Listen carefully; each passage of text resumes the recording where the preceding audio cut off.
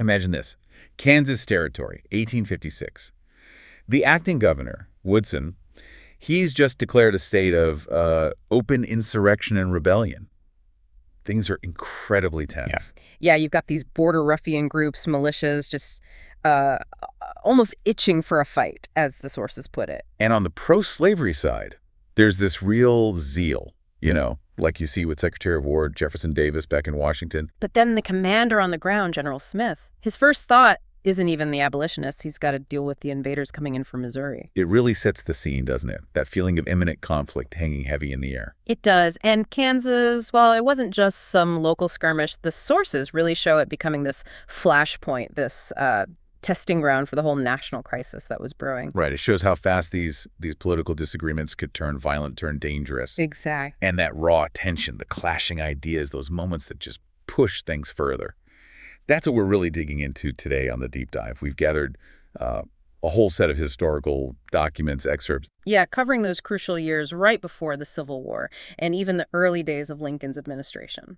Think of these sources like pieces of a puzzle, or maybe looking through a magnifying glass at specific moments from the past. Right. They give us this direct window into the politics, the actual conflicts happening, and how figures like Lincoln started to emerge. So our mission here is to unpack these sources. We want to understand the forces at play, see the really different viewpoints people had back then, and pinpoint those moments, those decisions that drove the nation towards war. Okay, so let's start back in Kansas. It really was the key flashpoint, according to these documents. Yeah, you mentioned Davis's pro-slavery view from Washington. Right, but for General Smith, who was actually there, the immediate problem was these border ruffians coming in. His first orders had to be against them, not the Free State people, which maybe some in the South expected. And that acting Governor Woodson declaring insurrection on August 25th, 1856, that didn't exactly calm things down. No, it basically gave the pro-slavery side a kind of legitimacy, didn't it?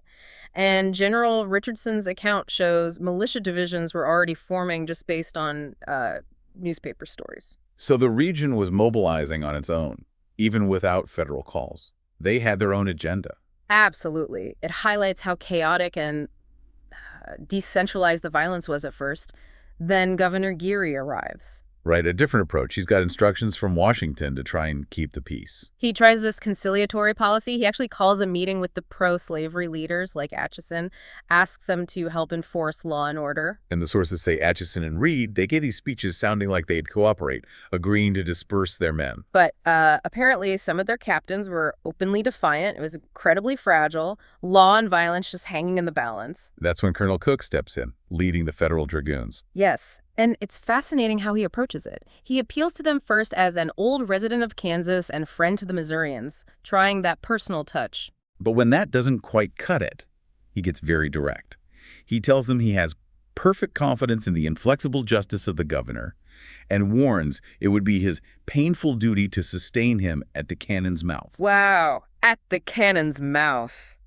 That phrase just jumps out, doesn't it? It shows how close they were to actual military conflict right there. And it was his willingness, the willingness of a federal commander to use lethal force that stopped it. For the moment, anyway. It was decisive. The threat of regular army troops, dragoons with carbines, sabers, artillery ready with grape shot that worked where the talking hadn't, the militia backed down. The sources say they accepted the force, but they swallowed their rage and were still nursing their revenge. You could just feel that simmering anger. Exactly. It wasn't gone, just suppressed. So Cook's intervention stopped another attack on Lawrence by these territorial forces. Like you said, the underlying anger, the fight over slavery in Kansas, that wasn't resolved at all. Federal power could contain it briefly, but not fix it. It's a perfect illustration of the limits of federal authority in that situation. Okay, so getting that feel for the tension in Kansas is vital.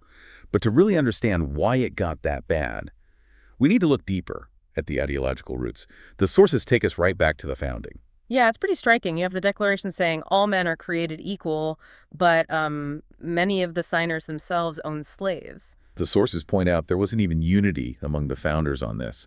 Jefferson might have had these theoretical hopes against slavery. But his colleagues down in South Carolina and Georgia, not so much. They had very different views. And public opinion shifted over time, didn't it? There's a point made that maybe American opinion in the late 1700s was slightly ahead of England's on slavery. But then, by the 1830s, especially after Britain abolished slavery in its colonies in 1833, English opinion had definitely moved past American views. We even see this document from a colonial convention in 1774. It unanimously calls the abolition of domestic slavery the greatest object of desire and says they need to stop importing more enslaved people. Right. It suggests there was this kind of widespread assumption, maybe wishful thinking, after independence, that slavery was just going to fade away. An assumption that clearly didn't bear out. And the political parties that developed became central to how this whole debate unfolded. Let's talk about the Democrats.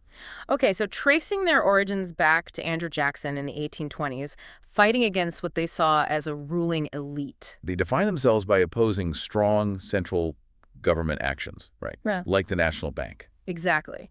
And a really strong insistence on constitutional restrictions, focusing on individual liberty and, critically, state rights. And Southern politicians definitely had a lot of influence in the party, often working through Northern Democrats. They did. But it's important the sources stress this, that for most Northern Democrats, emphasizing state rights didn't mean they supported secession. Not at all. They saw it more as a way to keep the Union strong by making sure the federal government stayed within its designated constitutional limits. Precisely. Their focus was always on the restrictions in the Constitution. So that's the established Democratic Party. But then a new force starts organizing against this backdrop. The Republican Party, really coming together nationally in 1856. There's mention of this convention in Pittsburgh, February 22nd. Yeah, an informal gathering, a mass convention, bringing together Republicans and these anti-Nebraska politicians from all over the North, even a few from border states.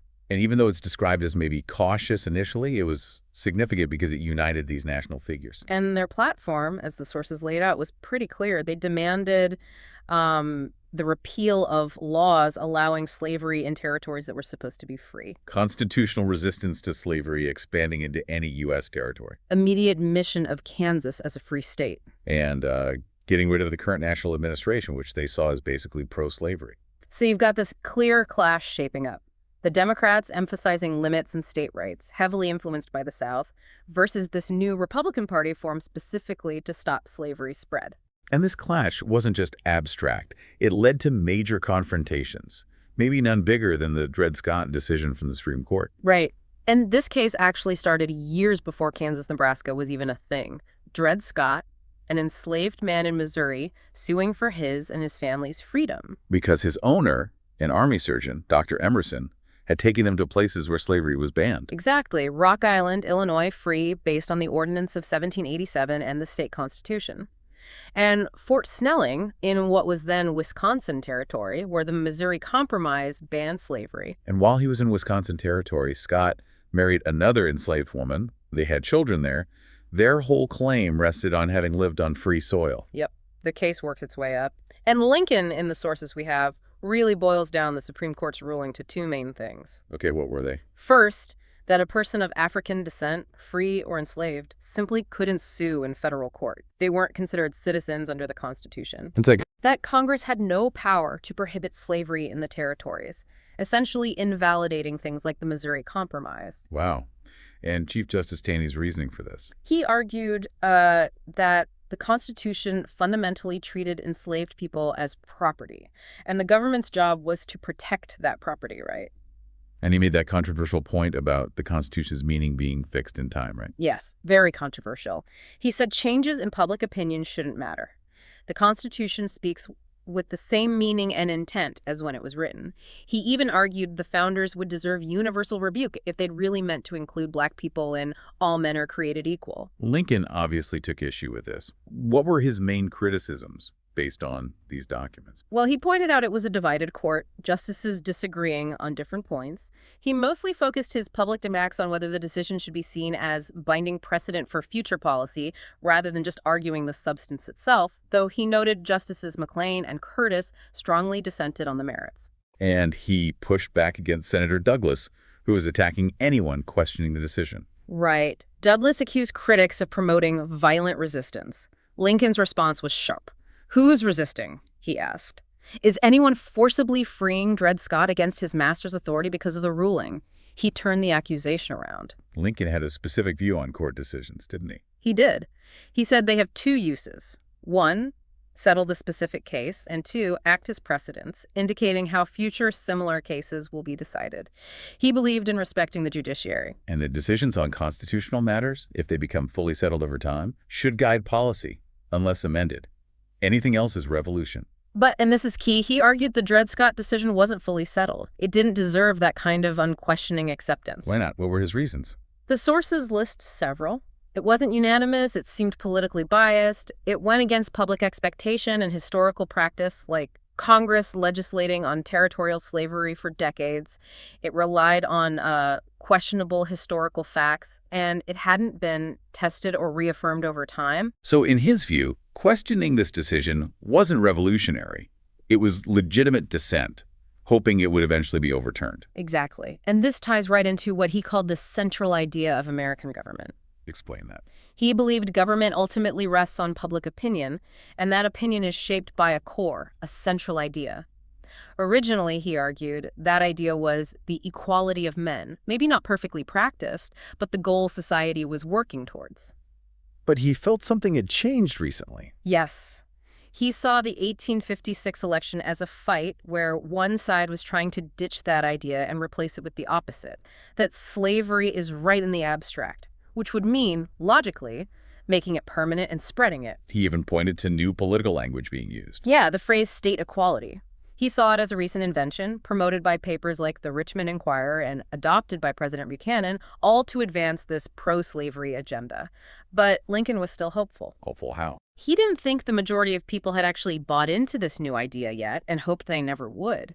That's why he called for unity among those who believed in free society. Let bygones be bygones. Right. Unite to reinaugurate the good old central ideas of the Republic. Specifically, all men are created equal. He saw that as much more fundamental than just states being equal or certain citizens having equal rights. For him, it boiled down to a moral issue. Absolutely. He famously said, "Their thinking it right and our thinking it wrong is the precise fact upon which depends the whole controversy." It wasn't just politics. It was a fundamental disagreement about right and wrong. That really lays bare the core of the conflict. Okay, so while this huge ideological battle is raging back in Kansas, things are still simmering after that near miss with Colonel Cook. The Lecompton Constitution becomes the next big fight. Right. Governor Walker, who replaced Geary, he sends back reports feeling optimistic initially. He sees a chance to split the Free State Democrats away from the Republicans in places like Topeka. He thought he could build a more conservative, democratic, but ultimately free state coalition. That seems to have been his hope. But then comes the Lecompton Convention in July 1857, dominated by the pro-slavery National Democrats. And they do something pretty revealing. They admit, internally at least, that making Kansas a slave state is probably hopeless. Yet they still endorse Walker's policy. But the crucial move, the one that caused all the trouble, was about submitting the Constitution they wrote to the people. They voted not to submit the whole thing, right? Just a specific clause about future importation of slaves. Essentially, yes. A test vote against full submission passed overwhelmingly, 42-1. They knew a fair vote on the whole Constitution would likely fail. Walker, meanwhile, still seemed to think his plan was the only way to avoid Kansas becoming, as he put it, a Republican and abolition state, which he feared would seal the fate of the Republic. He even kept saying publicly he expected the Constitution would be submitted to a popular vote, despite what the convention decided internally. It seems he was caught between placating the convention and maintaining some semblance of fairness. But when Lecompton finished its work and sent this Constitution forward without that full popular vote, the reaction was huge, especially in the South. Oh, yeah. They became clamorous for it, the sources say. They liked its technical regularity, how strongly it affirmed slavery as property, and the fact that it gave pro-slavery figures like John Calhoun control over the election returns process for it. It represented a real pushback from the pro-slavery side. A powerful reactionary movement, as the source calls it. And President Buchanan, he apparently shifted right along with it. Like a weather vane, the source says. Exactly. His administration's newspaper supported this new departure, and in his big annual message in December 1857, Buchanan fully endorsed Lecompton, urging Congress to admit Kansas under it. Which put him squarely against Senator Douglas. Absolutely. Douglas hit back hard. He denounced the whole Lecompton process. He argued that popular sovereignty, letting the people decide in their own way, was the core principle they had to stick to. No trickery or fraud. And he had that famous line about not caring if it was voted up or down. Yes, I care not whether it is voted down or voted up. He said he wouldn't degrade myself by voting differently based on the outcome. He stood on the principle. His solution was just to scrap both Lecompton and the competing Topeka Constitution. Pretty much. Ignore Lecompton, ignore Topeka, treat both those party movements as irregular and void. Pass a clean bill enabling a fair vote. This stand put him in open war with his own party's president. While Douglas is fighting that battle, Lincoln's own star is rising within the Republican Party. Definitely. His performance in the debates with Douglas really established him. His sagacity and courage made him a reliable voice for Republican ideas. Seen as standing nearest the common party enemy, Douglas. And his advice was seen as straightforward, not driven by personal ambition. Right. That gave him a kind of authority within the party, a rallying point. And it's interesting to see how he viewed others in the party, potential rivals even. Like Horace Greeley, the editor. Yeah, the sources show Lincoln had this remarkable liberal charity. He actually believed Greeley would prefer Douglas to be reelected over a Republican like himself. Not because of a secret deal, but because Greeley thought Douglas was more capable and experienced. Exactly. Lincoln thought Greeley felt Douglas's stature would ultimately help the general cause of republicanism more, even if he wasn't a pure Republican. And even though Lincoln felt Greeley's influential newspaper was dragging Republicans down by promoting this view, he still thought Greeley was incapable of corruption or falsehood. It's quite magnanimous, really. He had similar thoughts about Senator Seward, maybe feeling Seward felt the same way, but just wasn't as public about it since he wasn't an editor. Shows Lincoln trying to understand motives, even when he disagreed. This growing reputation led to him getting involved beyond Illinois, right? Like in Ohio in 1859. Yes. Douglas was campaigning there, so Republicans brought Lincoln in to respond. It made sense, extending their famous debates, especially since Douglas kept bringing up Illinois and Lincoln in his speeches elsewhere. The sources also touch on John Brown's raid on Harper's Ferry around this time. How did Lincoln react? His reaction is described as quite philosophical. He compared Brown to historical figures, an enthusiast brooding over oppression until he thinks he's commissioned by heaven, but ultimately meeting a grim end. He saw both lawlessness and slavery as twin evils to be condemned. That seems to be the view presented. It's contrasted with Senator Seward, who apparently had a more sympathetic take on Brown, and that quote from Longfellow's diary. Chilling. Calling the day of Brown's execution the date of a new revolution. Sowing the wind, reaping the whirlwind. Yeah, powerful stuff. It really felt like things were accelerating towards a breaking point. Which brings us to 1860, the election year, the Democratic Convention in Charleston. The atmosphere there sounds incredibly tense. Delegates from the Cotton States just sitting there, sullenly. When the idea of readopting the old 1856 platform came up, Mississippi called it a swindle. And at that point, the Cotton States basically stopped participating as part of the main convention. Pretty much. This was the moment W.L. Yancey's plan kicked in. He'd laid it out months before. The demand, disruption, disunion, and rebellion strategy. That's the one. His speech from July 1859 detailed it. Go to Charleston, make demands for federal protection of slavery in territories. If denied, the states' rights men should walk out. Secede from the convention, appeal to the South, hold their own convention, run their own candidate. Exactly. And crucially, if a black Republican, their term, got elected president, the South's only safety was to withdraw from the Union before the inauguration on March 4th, 1861, before the new administration controlled the Army and the Treasury. He even urged state legislatures to call secession conventions ahead of time. This was premeditated. Absolutely. So when their demands weren't met at Charleston, Alabama led the walkout. Delegations from Mississippi, Louisiana, South Carolina, Florida, Texas, and Arkansas followed, making speeches and protests. The Democratic Party literally split in two. They couldn't agree on a platform. One side wanted explicit federal protection for slavery everywhere, While the other, the Douglas faction, wanted to stick with the vaguer 1856 platform and just abide by Supreme Court decisions. The Cotton States wouldn't accept that.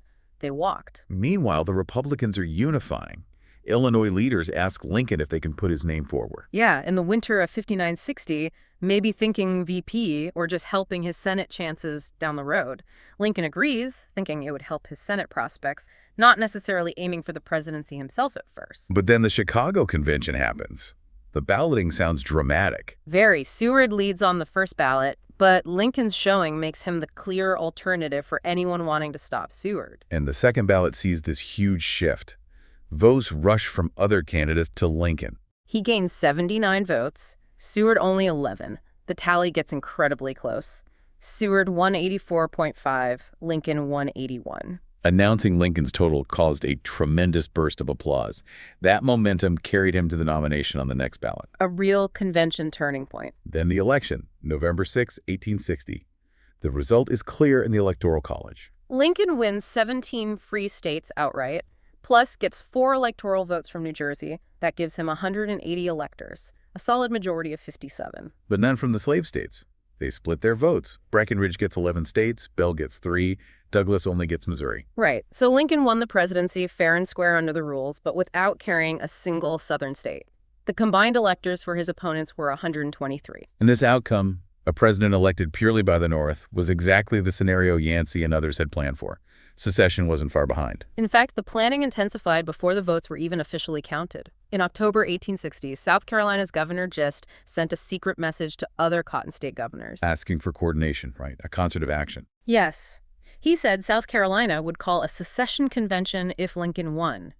If another state went first, they'd follow. If not, they'd go first if they were assured others would join soon. He even asked about coordinating convention dates. This wasn't just talk. It was active logistical planning for secession. Definitely. And while this is happening, the head of the Army, Lieutenant General Winfield Scott, is sounding the alarm to President Buchanan. That memo from late October 1860, warning about the imminent danger of a disruption of the Union. Yeah, Scott saw the foundations of political faith crumbling. And while the sources suggest maybe his political theories weren't great, his military advice was practical. Reinforce the federal forts. He later explained the strategy, didn't he? Focusing on key coastal forts like Sumter and Charleston, Pickens and Pensacola. Right. He argued that holding these vital points with adequate troops would have bought time, prevented their easy capture by secessionists. Instead, letting them fall meant massive efforts later to try and retake them. But Buchanan's administration made what the sources call crucial false steps. 2 big ones highlighted. First, that doctrine of non-coercion, announced in his December message, basically saying the federal government couldn't legally stop a state from seceding. And second, refusing Major Anderson's plea for more troops for Fort Sumter back on December 1st. The situation in Charleston at that moment is described in a really stark way. You had secessionist authorities basically asking the federal government to, well, stand down while they prepared to seize federal property. The source puts it as, help us keep the peace while we are preparing to break the law. Let the government send no ships, men, or supplies, so we can build batteries to take them without risk. It's incredible. Calling federal armament war and state armament peace. And the president's apparent acquiescence is labeled a marvel, a path to national suicide. This period also saw key figures leading Buchanan's cabinet. Howell Cobb, the Treasury Secretary from Georgia. He resigned December 8th, openly stating he was going home to work for disunion. Apparently, he had influenced Buchanan on non-coercion and the sort of truce in Charleston Harbor. His departure, after months of cool dissimulation, supposedly shocked Buchanan. Cobb claimed it wasn't about disagreeing with Buchanan, but his duty to Georgia. Then he immediately issues this fiery public call for secession. Arouse! Be prepared. Maintain your independence out of the Union. Well, all this is happening in the executive branch in the South. What's Congress doing? The House set up a committee of 33 to look into the crisis, try to find solutions. Thomas Corwin chaired it. But it immediately hit roadblocks. Yeah, the member from Florida, Hawkins, refused to even serve. He called it a Trojan horse meant to stall and demoralize the South. He flatly predicted secession was coming, listing the states he thought were certainties. So deep divisions, even in the attempts to find compromise.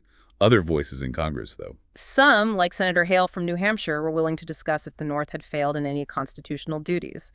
Senator Greene from Missouri talked about needing unity, maybe even armed police on the border, and abiding by court decisions. But there was no consensus. And back at Fort Sumter, the military situation remained precarious. Efforts were made quietly. A small work party was put in Castle Pinckney nearby. But the loyalty of the civilian workers was uncertain. They'd resist a mob, maybe, but not organized state troops. So Captain Foster, overseeing the defenses, had to scrap plans for Sumter itself by early December. Right. He reported he'd done what he could, but he needed soldiers. He put it bluntly to Washington. Decide whether to maintain them or to give them up. If maintained, send troops instantly, in large numbers. That paints a stark picture. Federal authority weakening, secessionists organizing, Washington hesitant or divided. It really sets the stage for this outbreak of war and the huge challenges facing both Lincoln, when he took office, and Jefferson Davis, starting with that fundamental divide over what the Union even was. Yeah, that's crucial. The North seeing it as permanent national unity, where secession is just flat rebellion. While the South viewed it more like a treaty, a venerable alliance, where each state kept its sovereignty and had a right to leave. And this difference developed so quietly, the sources say, that each side was genuinely shocked by the other's stance. It led to that confusing legal argument about coercion. Could the federal government protect its property but not coerce a state as such? A distinction that puzzled foreign observers, apparently. Buchanan discussed it, but the sources argue the whole debate just created an impression of government weakness, a shadowy nature to federal power. Then you compare the leaders, Lincoln and Davis. On paper, you might think Davis had the edge. West Point grad, military experience, former Secretary of War, Senate Committee Chair. While Lincoln had limited military background, he joked about it himself. His cabinet wasn't initially strong on military matters, and General Scott was infirm. But how did it play out in practice, according to these sources? Well, the analysis suggests Davis's deep experience actually led him to interfere too much with his generals, like Lee and Johnston, sometimes hindering strategy. Military historians apparently see his meddling as ultimately more harmful than Lincoln's, especially once Lincoln found generals he trusted, like Grant. And Davis lacked strategic boldness when things got tough. His main resolve was just to prolong the fight. That's the assessment presented here. His will showed in deciding to keep the bloodshed going. Lincoln, on the other hand, took some very strong actions, didn't he? Martial law, arrests without warrants. Yes, exercising significant executive power. Critics called the arrests under Seward and Stanton letters de cachet. Martial law was gradually extended. There was pushback, political prisoners were released later, Congress eventually sanctioned suspending habeas corpus. Right, though a later Supreme Court case, Ex parte Milligan, suggested the strict legal impact of that act might have been limited in areas not under direct military threat. But the government largely acted on Lincoln's martial law theory anyway. Trying people by military courts for things like discouraging enlistment, dealing with seditious groups like the Knights of the Golden Circle that Vallandigham claimed had huge numbers in the North. So why did public opposition to these strong measures eventually die down? The sources suggest two reasons. One, a growing conviction that they were simply necessary to save the Union. And two, a sense that Lincoln, despite the King Abraham label from critics, wasn't a tyrant. He was seen as fundamentally decent among the least bloodthirsty men living. And the civil courts mostly stayed out of it, citing their inability to challenge the military during wartime. Okay, what about early war strategy? How did the North approach it? The sources describe it as a slow, grinding process of subjugation, starting with the naval blockade, then gradually surrounding the Confederacy by land, cutting off territory, severing communications. So while everyone focused on the battles near Washington and Richmond, the failure to take Richmond quickly wasn't the whole story. According to this analysis, no. It wasn't as decisive as it seemed. The bigger strategy was that slow squeeze, completed eventually by things like Sherman's March, that ultimately broke the Confederacy's ability to resist. Richmond fell only when that process was nearly complete. The sources wrap up by touching on the end, Lincoln's assassination, the morning, the second inaugural. Yeah, and even the international reaction, like the British magazine Punch retracting its previous criticisms, Queen Victoria's personal message to Mary Lincoln. It underscores the immense impact of the war and Lincoln's role. So stepping back from all these details, what's the big picture we get from this deep dive into the sources? We've really traced this path, haven't we? From the sparks flying in Kansas through these deep, fundamental arguments about the Constitution and the Union itself. The rise of the Republican Party, the shock of Dred Scott, the deliberate planning for secession by people like Yancey. And then the initial chaos and immense challenges of the war for both Lincoln and Davis. And what really comes through is that this wasn't inevitable from the start. It was a series of choices. Clashing beliefs, specific events, key people pushing things forward. The details matter. Cook in Kansas, Taney's words, Yancey's roadmap, the early struggles. Exactly. It shows the complexity behind the history headlines. Understanding this period isn't just memorizing facts. It's seeing how deeply held beliefs about core principles, equality, liberty, state power versus national unity can clash and drive events. It helps you appreciate the forces shaping history, doesn't it? It really does. And it makes you think about those fundamental constitutional disagreements we saw. The North's idea of a permanent nation versus the South's idea of a voluntary alliance of sovereign states. How do these seemingly abstract legal ideas turn into real, devastating conflict? It's a crucial question. And maybe to what extent can such deeply competing beliefs about what a nation is ever be fully reconciled without some kind of fundamental shift or even confrontation? That tension between national unity and state or regional autonomy, it's certainly echoed throughout American history since then. Definitely something to keep thinking about.